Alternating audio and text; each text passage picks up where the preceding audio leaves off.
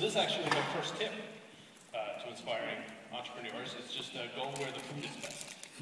You're already off to a good start if you're here in Seoul. So we're trying to build a 100-year startup.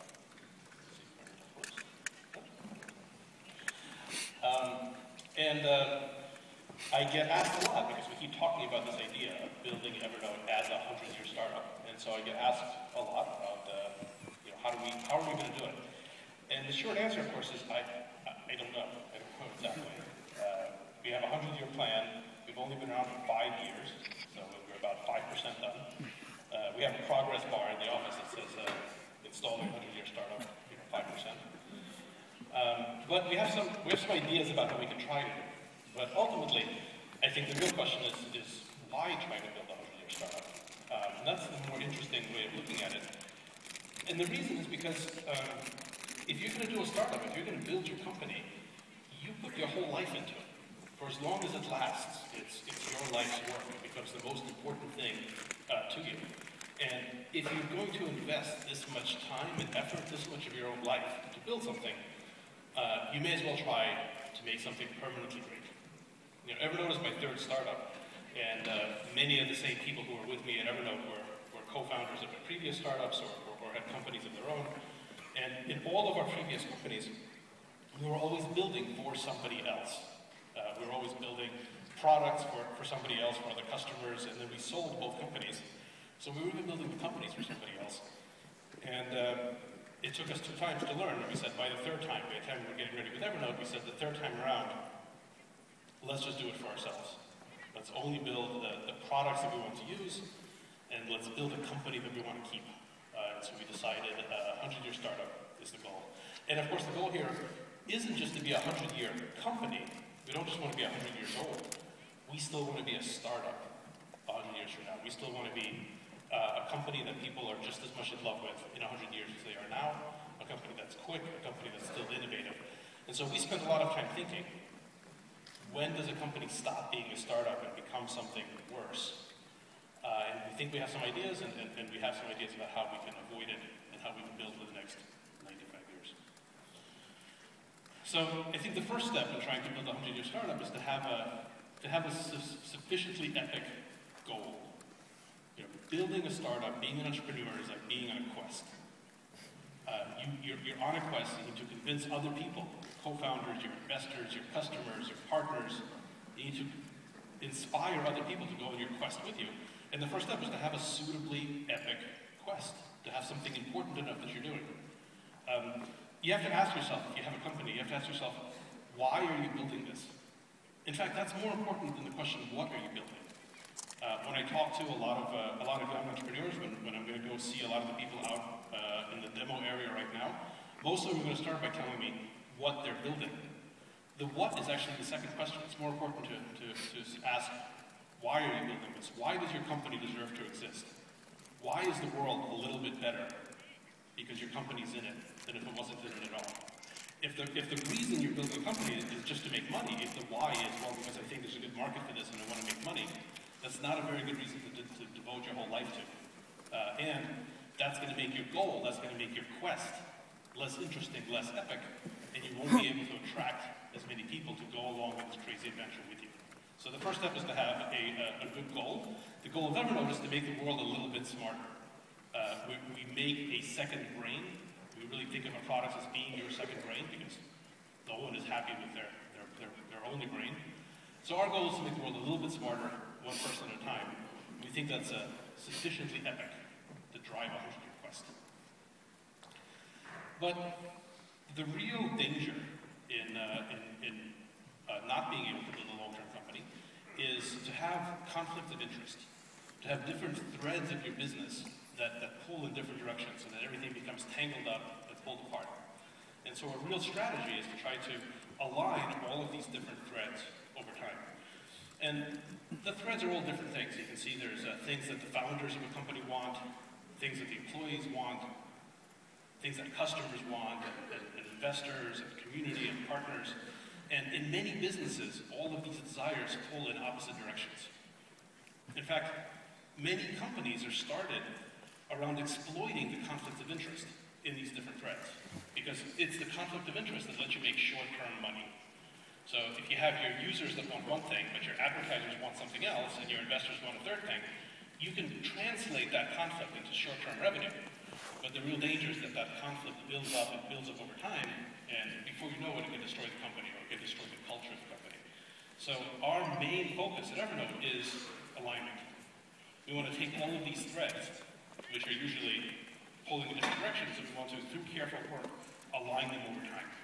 And you can kind of see where we are right now. I think we're right at the point where things are just starting to align, and we still have 95 years to go, hopefully in full alignment. And this is really the model that I want to talk about.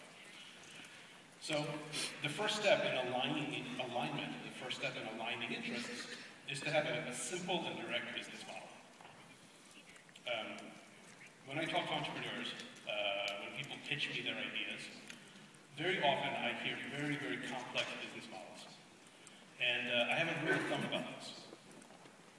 If your business model is more complicated than your product, if you spend more time thinking about how you're going to make money than you spend about what your actual product is, then I think your priorities are wrong. I think your energy really ought to be focused on making a great product, making a great experience, and the business model needs to be as absolutely simple as possible to avoid these conflicts of interest. So at Evernote, we have a very, very simple business model, which is I think the best business model available. I think if you can pull this business model off, that's all you should do. Our Evernote business model is basically simple. Our goal is to make great products and have people pay for them. And that's it. That's our strategy. We want to make something great. We want to make something good enough that people will pay money for it. We don't want to go through any additional complexity. Ultimately, the Evernote business model works in 3 steps. When I do fundraising, when I present our financials, when I present our business model, I basically show 3 slides that explain it. So these are the 3 slides that I use with all my users. So Evernote business model step number 1 is more and more people sign up. This shows over time how many people are signing up for Evernote. We have more than 50 million users now worldwide, almost 2 million in Korea. I think closing in on 60 million total any day now. And more people just sign up all the time. And this is organic. We don't pay for any user acquisition. We don't do advertising. We don't have any tricks. We have a no-tricks business model. We just try to make it a good product and have people tell their friends to sign up for it. So over time, more and more people sign up. That's step 1. Now this chart, every successful internet company has a chart that looks exactly like this. It's not unique to Evernote. Pretty much everyone in Silicon Valley has something that looks just like this. I'm glad we have one too, but it's not enough. It's not enough of a business model just to show people, but it's nice to be able to show. So step 2, and this gets more interesting. This shows that more people stay. This chart shows the percentage of users that start with Evernote that over time keep coming back to it. And this is what we call the smile chart, because it makes me happy. But it is also a little bit more unusual than the first chart. This shows that people start using Evernote, and then over the next couple of months they fall away. Ultimately, we'll only wind up having about maybe 35–40% of the people who start using it still using it a few months later. But then over time, they actually come back. Right? So the longer you've stayed away from Evernote, the more you miss it, the more you want to come back to it. So over time, we actually see users returning. In technical financial terms, we have negative churn. It means that the longer we run the company, the more people that used to use it come back to us. This is the second step. So step 1 is more people sign up. Step 2 is more people are sticking around. This chart, if you have, really shows that you have a product that people become attached to. Many companies don't have a chart like this. Their chart for retention rate just keeps going down. So people will start using the product, but then they stop over time. This is true of a lot of games and a lot of things that bring you a lot of value in the beginning, but then you kind of get bored with. The whole goal of Evernote was we wanted to make it more valuable the longer you used it. And I encourage you to think about your products the same way. Try to make something that becomes more valuable to your customers the longer they use it. And if you can do that, I think you can have this kind of retention chart. And then step 3 is more people pay. So this shows the percentage of people that pay for Evernote Premium depending on how many months they've been using it. Again, the idea is to make it more valuable as time goes on. So in the first month, very few people pay. Less than 0.5% of people pay for Evernote in their first month. But after 5 years, we have about 5 years of data now, our oldest users are about 25% of them are paying us currently. So the longer you use it, the more valuable it is, the more you pay. So that's the business model. It's very simple, it's direct. It doesn't rely on advertising, it doesn't rely on data mining. It just relies on making a product that people will pay money for, even if they don't have to. And that leads to Evernote with our most important observation, which is it's more important that you stay than that you pay. We want people to stay around to use Evernote every day for the rest of their lives. And when we look at someone, when we look at a person, we say, we have the rest of your life to make money for you. If you can keep coming back, we have the rest of your life to make money for you. We don't need to try to squeeze it in the beginning. And it's that kind of mentality that's saying we're not trying to sell you anything, we're not trying to put any pressure on you. We want to give you all the time in the world to fall in love. And if you do, we have the rest of your life to make money from you. That's what works out really well. And I contrast that with a lot of other approaches that try to figure out how to make money right away, right from the beginning, through things like advertising, or selling data, or things like that. The main thing that we realized is that people love to buy things. People actually like to pay for things. They just hate feeling that they're sold to. So if you can give people a beautiful experience and you never push them, you never pressure them to pay, they'll actually pay quite a lot. But as soon as you actually push them to do it, then you start losing interest and you start losing people. So a simple and direct business model eliminates customer and partner conflict in a very direct way, right? Companies that are supported through indirect models, for example, with advertising, have this fundamental conflict where the thing that the users want is a great experience, but the thing that the company wants is to be able to sell advertising or to sell data, and that sets up that conflict. Now the company has to serve two masters. Now there's a conflict of interest. Now the company has to figure out, well, they can't make the user experience too good because they have to be able to show ads. Users don't directly want the ads, but the company has to show it to make money. Now you've got a potential conflict. And there's also a conflict with partners.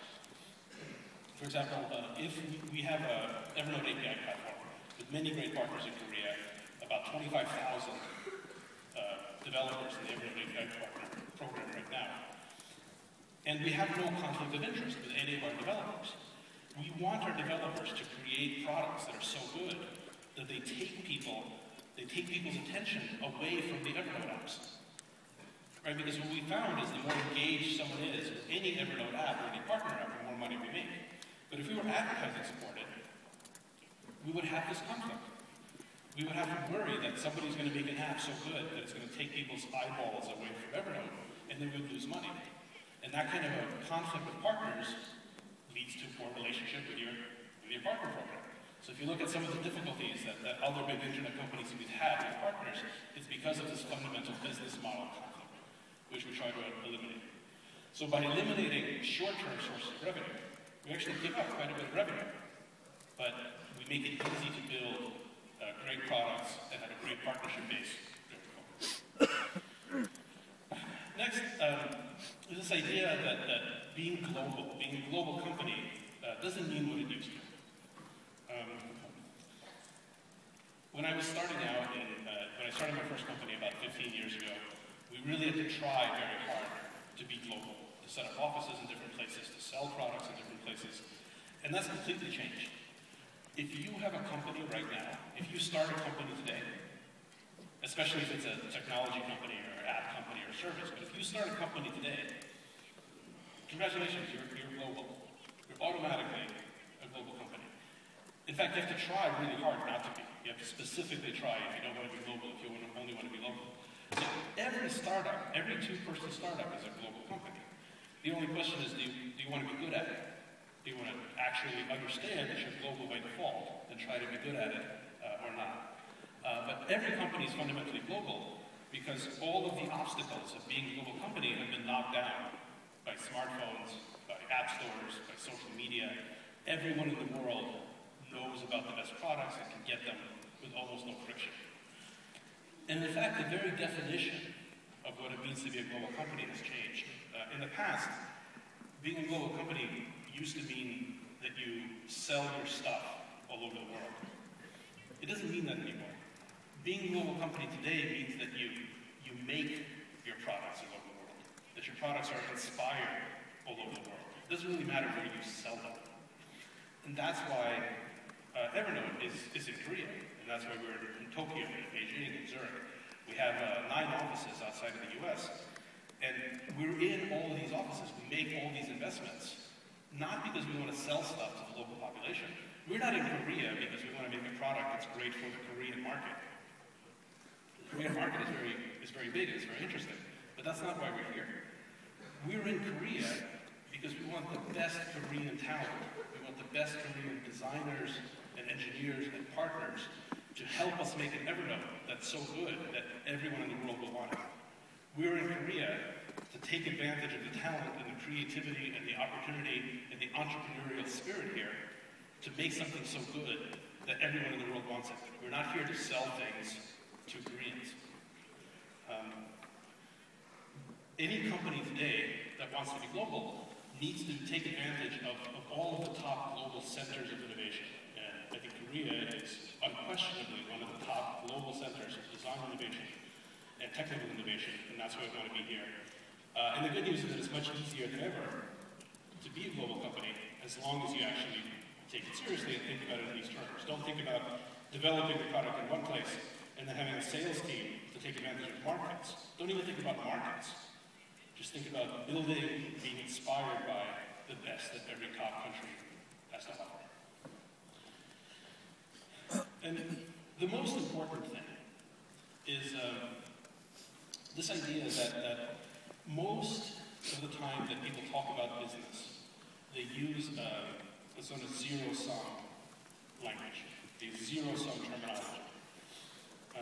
Most of the time that you hear business being talked about, people talk about it as if it was a sport, or as if it was a military conflict or something. They use the language of war, or the language of competitive sports to talk about business.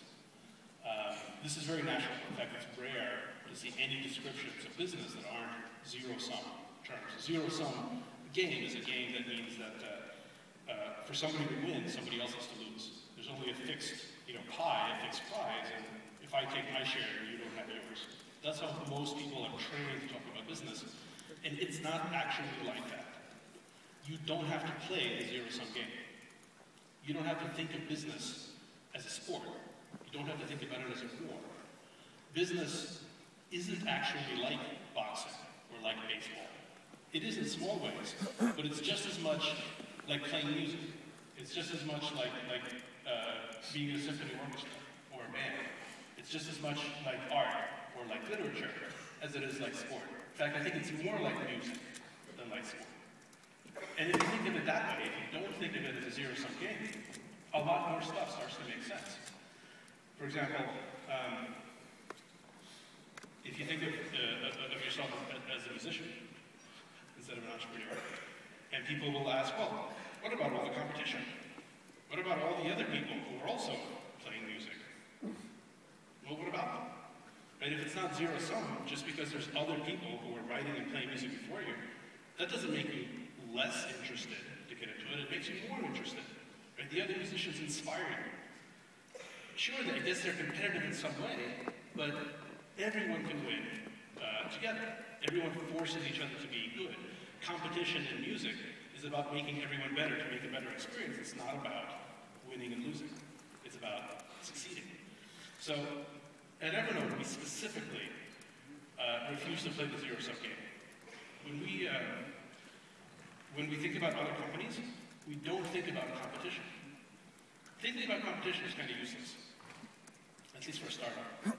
At least for a startup in an industry that's not zero-sum.